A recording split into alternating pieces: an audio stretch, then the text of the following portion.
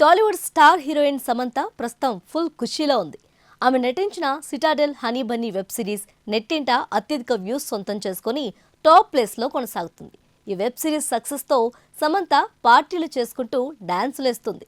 తాజాగా movie team ఇచ్చిన success పార్టీలో సమంత తన కోస్టార్ వరుణ్ ధావన్తో కలిసి స్టెప్పులేసింది. వీరిద్దరూ కలిసి చేసిన డాన్స్ ప్రస్తుతం సోషల్ మీడియాలో వైరల్గా మారింది. సమంత ప్రధాన పాత్రలో నటించిన spy action series Citadel honey Bunny. ఇందులో శామ్కు జోడీగా బాలీవుడ్ స్టార్ నటుడు వరుణ్ ధావన్ నటించారు. ది ఫ్యామిలీ మ్యాన్, 40 లాంటి విజయవంతమైన సిరీస్లను అందించిన రాజ్ అండ్ డీకే ఈ వెబ్ సిరీస్కు దర్శకత్వం వహించారు.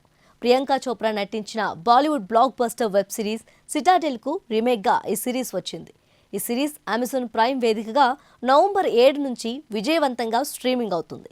తాజాగా మూవీ టీం ఈ వెబ్ సిరీస్ సక్సెస్ పార్టీని గురువారం రాత్రి ముంబైలో ఘనంగా నిర్వహించింది. ఈ పార్టీలో శామ్ స్పెషల్ అట్రాక్షన్గా నిలిచింది. పార్టీలో వరుణ్ ధావన్ రాబోయే సినిమా బేబీ జాన్లోని 9 మటక్కా అనే పాటకు శామ్ కాలు కదిపింది.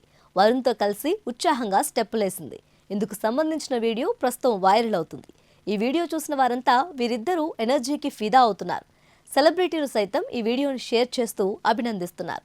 ఇక అదే సమయంలో సక్సెస్ పార్టీకి సంబంధించిన కొన్ని ఫోటోలను సమంత ఇన్స్టా వేదికగా పంచుకుంది. అందమైన వ్యక్తులతో గడిపిన అందమైన సాయంత్రం, నా మనసంతా ఆనందం, కృతజ్ఞతతో నిండిపోయింది అని ఆ ఫోటోలకు క్యాప్షన్ తగిలించింది.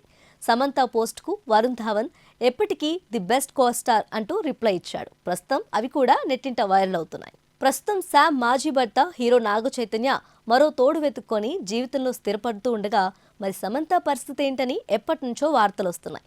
చైతుతో డివోర్స్ తర్వాత ఆ బాధ నుంచి కోలుకోవడానికి చాలా టైం తీసుకున్న సమంత డిప్రెషన్ నుంచి బయటపడగానే మయోసైటిస్ అనే అరుదైన వ్యాధికి గురైంది. ట్రీట్మెంట్తో మామూలు మనిషిగా మారి తిరిగి సినిమాలు, వెబ్ సిరీస్తో బిజీ అవుతుంది.